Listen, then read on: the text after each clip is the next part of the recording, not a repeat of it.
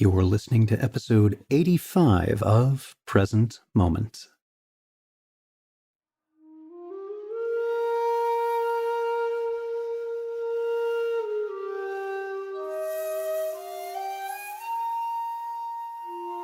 Welcome to Present Moment, Mindfulness, Practice, and Science. I'm Ted Meissner. Present Moment is a podcast with interviews, conversations, and roundtable discussions. We speak with mindfulness teachers about their newest findings published in peer-reviewed science journals, teachers about their understanding and methods as they work with students of mindfulness, authors about their books and interests, and we also speak with everyday practitioners. The website presentmomentmindfulness.com has show notes for each episode along with resource materials. Mindfulness teacher Stephen Schettini joins us to speak about his Mindful Lives podcast.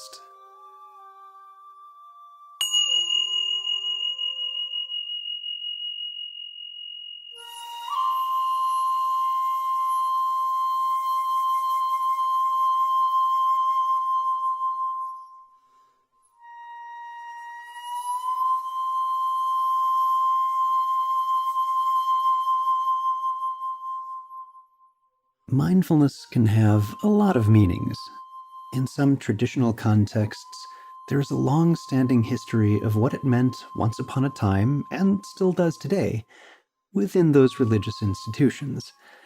But as mindfulness goes mainstream, the meaning becomes more interesting, as the unique life each person with whom it touches is changed in equally unique ways.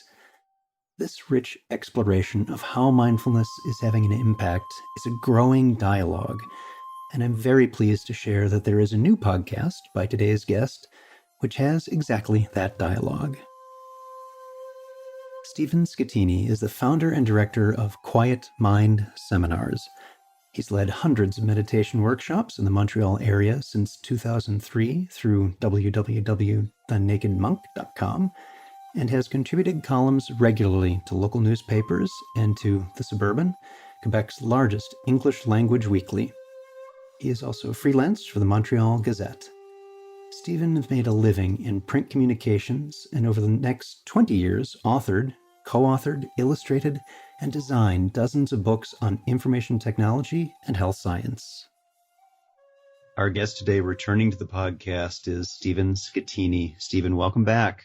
Thank you, Ted. It's great to be here again. So nice to be speaking with you again. So for those who are listening to the podcast who are not familiar or may not recall, Stephen was with us on episode 20 to talk about one of his books, and we're having him back now to talk about something else. But let's start by having you just refresh a little bit about your background for those who might not remember or are new listeners to the podcast.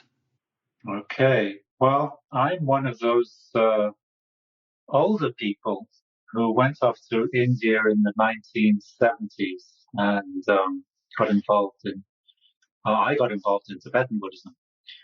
And I worked my way through that and ended up today teaching and relying on mindfulness. I no longer call myself a Buddhist, but I'm still very much, I'm an avid fan of the Buddha, and I think I use his teachings a lot for my personal study, but I don't teach in that language or that idiom. What I do is teach mindfulness in person, online, one-on-one. I also do mindfulness life coaching. And just generally, I take advantage of all the stuff that I was able to learn in those years and in the intervening years as I've tried to apply it to daily life. And that's really what I focus on, is how meditation is not something exclusive to Buddhism or any spiritual tradition. In fact, mindfulness is a natural state of mind, which I think we all experiment with when we're children. And we soon grow out of that experimental phase. And we never actually reach the adult phase of mindfulness where we can really use it to focus, to direct our energy, to investigate and understand our own mind and how it works. And to me, this is the most exciting and interesting thing in life. I suppose that opens up an opportunity for us to chat for just a moment about what you mean by mindfulness, because there may be some different concepts rolling around. Yeah, well, I don't really attach myself to any one of them in particular. Buddhists tend to, a few years ago, as mindfulness became popular, a lot of Buddhists tried to hang on to it as if it was their possession, which is sort of fair enough because the real intricacies of mindfulness meditation, which have come through to us, especially in MBSR, as you know, as an MBSR teacher, are largely taken from the Buddhist canon. They're very systematic. They're very clear. They're extremely useful and practical. And so Buddhists tend to think that they own the word mindfulness, or that when people talk of mindfulness, they should talk about it in the proper way. But in fact, the word has really escaped that. It's become much bigger, like the words karma and dharma and nirvana. They've become part of the common language. And they have their own meanings now. And the meaning is not defined by anybody or any authority. It's basically a matter of consensus. So mindfulness too is one of those words. And people now use the word mindfulness as a way of being in the moment, as if being in the moment is a wonderful thing. And that's really enough in itself, which for many people it is. And it's certainly better than not being in the moment. But again, you can take it much further. As I was saying before, the big goal, the ultimate goal for me is to understand your mind and how it works.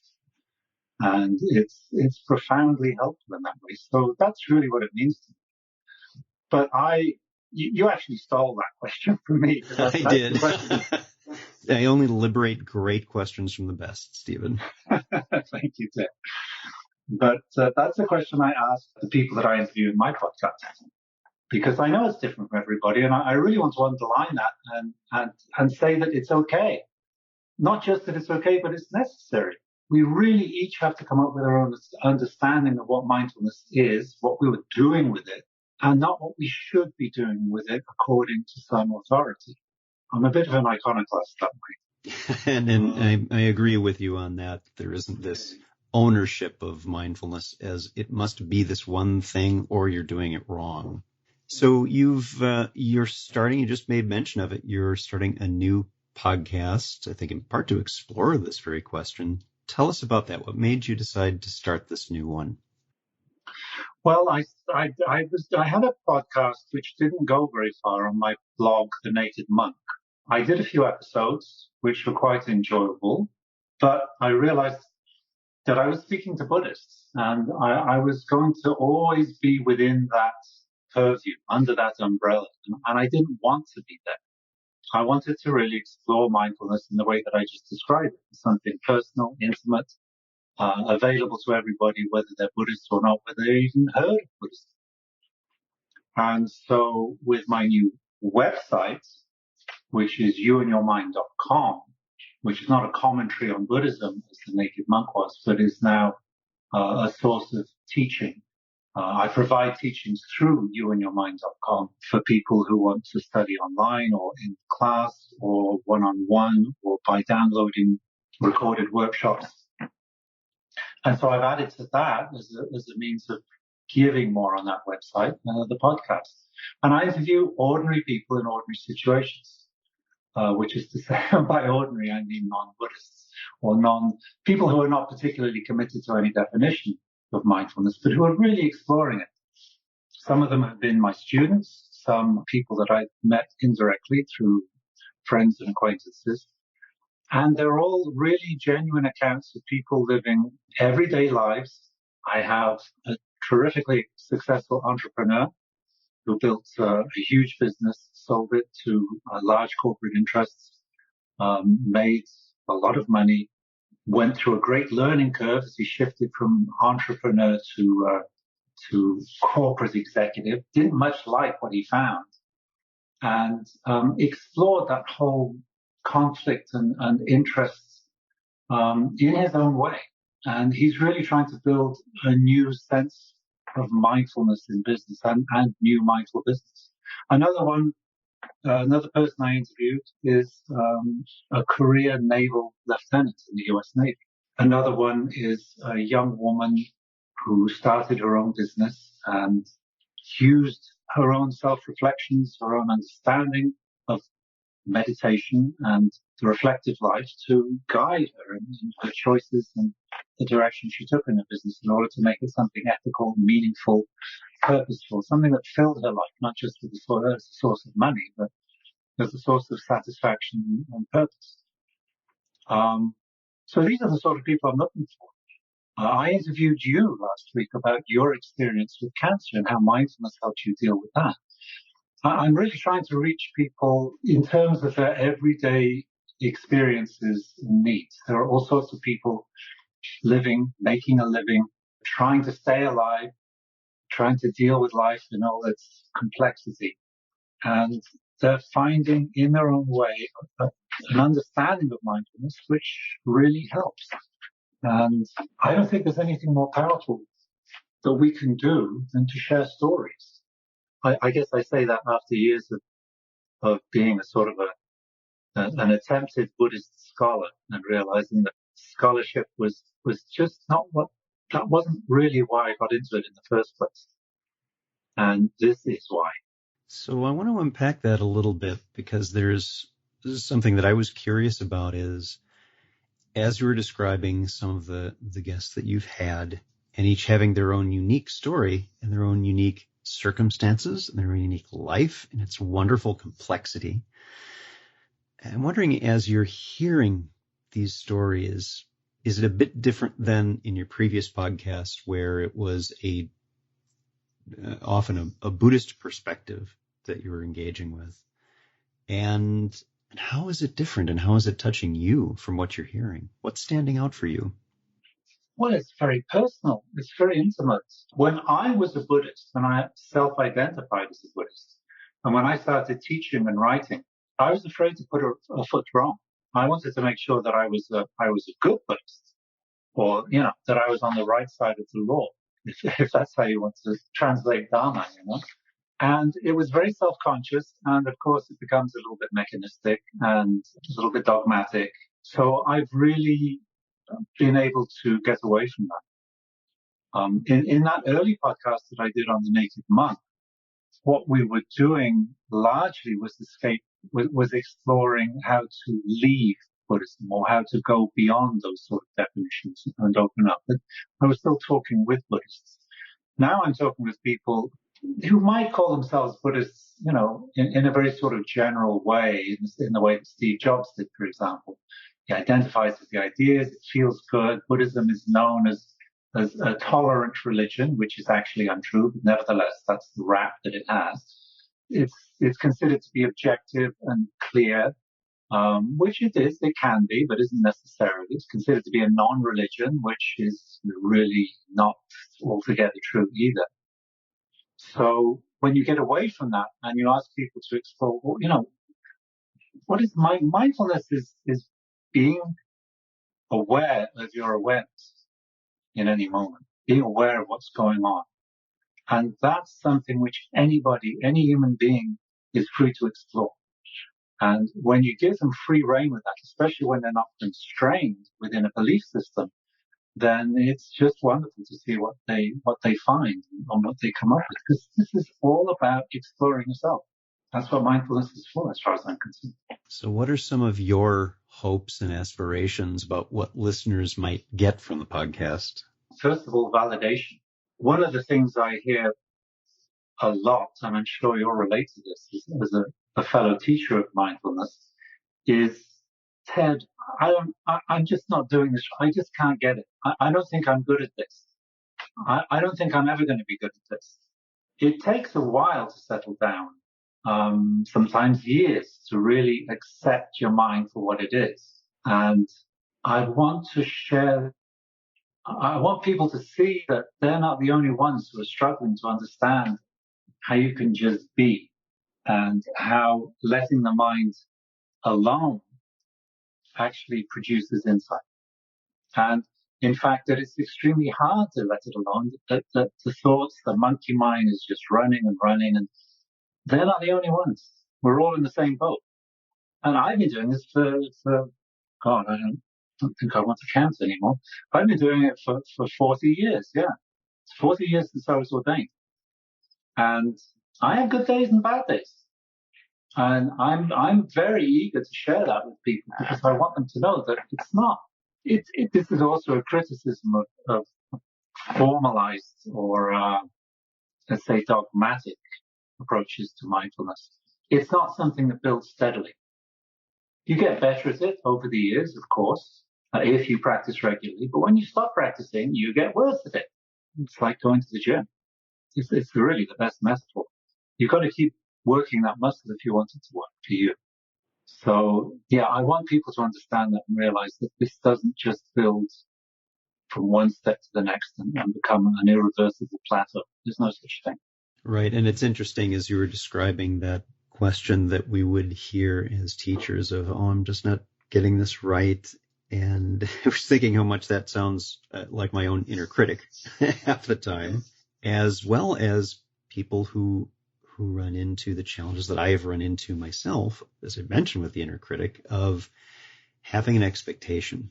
There's something I want it to do, and it's not doing that. It happened very recently with someone asking about how with the recent political changes really being problematic for them and that their meditation wasn't making them calm. It wasn't, quote unquote, working for them. And having to ask, like, well, are you really aware of the, what's going on inside you, your emotional state and your mental state? And I'm like, yeah, I really am. What's not working then? Mm-hmm. What is the expectation that you have set up? And that was a very difficult topic to go into. So I'm wondering, as you've gone into this territory a little bit more intentionally, a little bit outside of that perhaps discomfort zone of the tradition, are you running into some challenges even just with the podcast or with some of the folks who are coming at this where you don't have to or get to rely on the tradition says this, and it's more about their personal experience? What are you running into with that?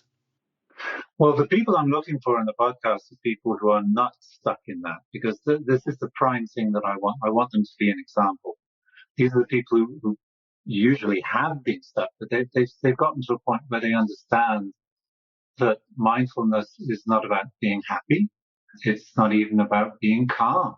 Some of the deepest insights in mindfulness can be extremely stressful, as you know. We're seeing things the way they are, and sometimes things suck. It's very simple, and there's no point denying that. So I run into it in my students all the time. It always is at the top of my list, not just in each set of teachings that I do, but in every time I teach, I'm constantly keeping that in mind, that people think they might not be doing it right, or that there is a right way to do it, and especially this notion that mindfulness or meditation has to be calming. That is a big obstacle. If you believe that, and if you subscribe to that, then you're really not going to get much out of it, except some periodic calm moments, which is nice, but it's not it barely touches the tip of the iceberg of what mindfulness can do. And it's inviting some frustration when it doesn't lead to calm that you were hoping it will each time. Yeah. Well, this is, as you pointed out, that's exactly what we have to pick up on, is find that frustration and bring it right back up to the tip of their nose and say, look, where is that coming from? And when they understand the connection, then that's the breakthrough point. But it's the connection that you have to keep making, because the power of expectation is incredible. We can't help it. We just can't help. I read about a fantastic, a very simple little study the other day, which was done with rats. A rat is released from a cage along a corridor at the end of which is a treat, and he can eat the treat as long as he doesn't get to the end of the corridor before 10 seconds has elapsed. And actually, it only takes him 2 seconds to cross the corridor. So the rats who work this out, and they're reintroduced into the corridor, they find some sort of pattern. They either twirl in circles, or they move from left to right a few times, or they stand stock still. But they figure out a way to pass the time so that when they get to the other end of the corridor, they get the treat. And once they figured that little pattern out, they repeat it endlessly. They will, every time they go in that corridor, to do exactly the same. And this is known as the study of the superstitious rat, because that's exactly what he's carrying out there, superstition. If he behaves in a certain way, then he'll get a certain result. And I don't think we're very different from rats. Sorry, guys. I think we have expectations about how things should be. And what we've seen on TV and we've read in books and what we want, and this is the overwhelming thing, it's what people want when they start meditating, is to shut up all those goddamn thoughts in my mind, please. And breaking away from that expectation, that goal, is very difficult because we're still in that dance. We're still twirling around in circles, making sure that somehow or another that meditation leads to the treat that we want. And you're right. We do need to refresh that understanding quite often because the mind finds that to be unpleasant and will tend to switch off that light that we've only just turned on again and again. Yeah, very well put. Yeah. So I'm wondering if we might shift a little bit to ask about what else you're working on. What else do you have in the works? I'm always working on new publications. I started working on a book about the Eightfold Path, and I was trying to, well, I in fact completed an ebook. It's called The Art of Letting Go, because I think this is the whole point of the Buddhist path and the Eightfold Path, is to let go of reactivity. And so I completed this ebook, which is a brief, I think it's a 12-pager, which you can download from my website if you want. That's Schettini.com. And I wanted to do an extended version of that, but it became too Buddhist. So I'm still working on that. What I really want to do is bring the essence of what the Buddha taught into plain language, into the vernacular, into a non-structured perspective which anyone can relate to. One of the interim titles I had for the book, which I'm probably not going to use, but I mean, it has a certain resonance, is, "Oh my God, I'm going to die." A certain strong resonance, I'd say. Because this is, honestly, I think ultimately for pretty well everybody who does make the effort to sit down and do nothing, I think that's the motivator. That realization is ultimately behind it. Because why else would you sit down and do nothing when there's so much interesting stuff to do? You know, something painful and existential has to really trigger that. But right now, where I'm thinking of taking that is, because in the Eightfold Path, if you know anything about it, these are 8 branches of the mind or approach. It's called the path, which are totally interconnected. And each one leads to the other, and each one encapsulates the other. So I thought, well, why do I need 8? Why don't I just pick one? And the one that I would start with is the one that the Buddhist scholars have started with all along as well, which is attitude. What is the attitude or the inclination that you take towards your life, which makes mindfulness something meaningful, which really takes you in a direction which brings purpose, which makes you conscientious, which makes you empathetic, enables you to help others, which enriches our lives, all of us.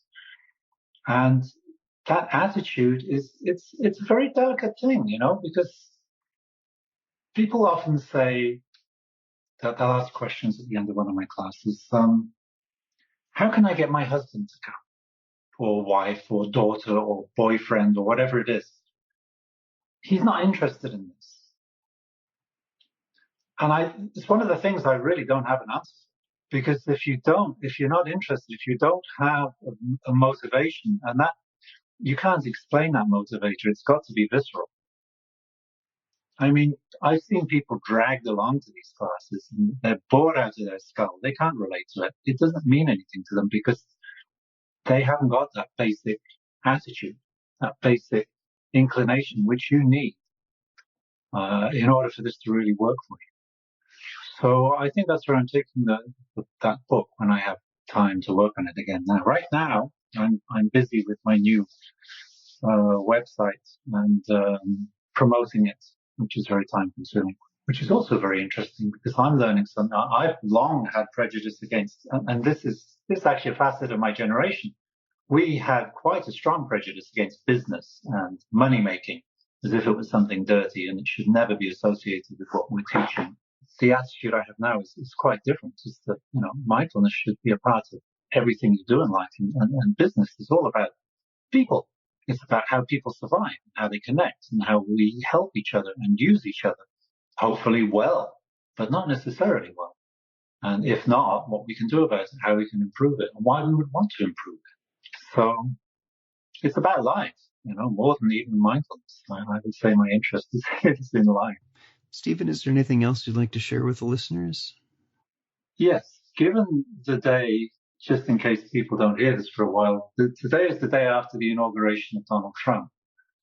And I've refrained from making any real comments on this since the election results. And I've been quite dismayed by the tone on both sides. And I've been thinking about it a lot. And people have been saying, oh, you guys should talk to each other. Republicans and Democrats have to speak and get to know each other and become United States again. But this isn't just something which is happening in the United States. This divide is much wider. And there's something about expectation going on here. The way in which I see both sides of this debate investing their hopes in their respective leaders, well, I'm going to be blunt. I think it's quite naive. I'm not quite sure what they expect from politicians. Politics is a dirty business. That's really unlikely to change. If I were a politician and I were mindful, I would try to bring some ethics and some morality and some integrity to it as much as I can. But the field itself is dirty. And I'm not quite sure what I'm trying to say here. I'm trying to, because people are asking me what they can do, and I'm sure they're asking you too. How can I live with this thing that I just don't believe in? And I would go straight back to the Buddha and say, let go of your beliefs. Not in the sense that they're wrong and the other person's right. That's not what the Buddha meant. The way the Buddha put it was an end to views. He actually defined the Eightfold Path as an end to views. And what that means is not that we don't have any opinions and we don't have any perspective, but we take it with a pinch of salt. We understand that it changes with circumstances, that our point of view depends on our experience, others will depend on their experience. And that, yes, sometimes people are completely wrong. The Nazis were completely wrong. I don't think that's really the right sort of comparison to make today yet. Might happen. But I think what I would like to call upon is for people to take their beliefs with a pinch of salt, take them a little less seriously and keep their eyes open and figure things out based on their experience on what's actually happening today rather than on ideology, on partisanship, on identifying with a particular group. Yeah, and on a single decision of adherence to an idea that where circumstances may change moment by moment, let alone over the course of years. Exactly. And this is life. And what's right today may not be right tomorrow. And I think we've all discovered that some of the when we get what we want, sometimes it's really what we don't need. And sometimes bad things happen, which are just what we do need. So I'm not suggesting that people capitulate or put down their beliefs. I'm suggesting that they reevaluate them constantly, regularly, and not get stuck in a pattern, and certainly never get stuck in the belief that my guy is right. Whatever my guy does is good. Whatever your guy does is wrong. Oh, that's really bad politics. And a bad way to live, because we find that our perceptions and our ideas are often imperfect, and that attachment to a single idea means that your mind is defending that against all reason and against all evidence to the contrary, which may be indicative of some adjustments you need to make. Yeah. Well, it's not just your mind doing that, it's you identifying with it. And this goes to the core of what the Buddha was talking about in terms of not self. This is not me. My opinion is just something which I'm going through right now. And it may be similar tomorrow, but it'll never be quite the same if I'm really thoughtful about it and exploratory about it. Well, our guest today is Stephen Schettini. If you'd like to know more about Stephen and his work, we'll link his website, schettini.com. And I believe his new website, is that up and ready yet, Stephen? youandyourmind.com? It is. It's working. Schettini.com is the portal. It points to everything on youandyourmind.com plus my other websites. So that's probably the best place to start. And it's very simple. You can see at a glance what I offer. And I hope you find it useful.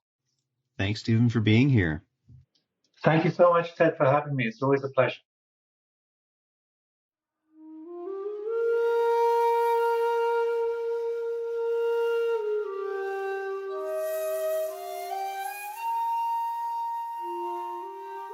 Thanks for listening. If you'd like to learn more about something you've heard in today's podcast, please come visit the website at presentmomentmindfulness.com. You'll find an entire webpage devoted to this and every episode. You can comment on the episode page and find show notes and other helpful resources for your mindfulness practice. The shakuhachi music heard on Present Moment is used by permission and through the generosity of musician Rodrigo Rodriguez. His website is linked on the Present Moment website on the About Podcast Music page.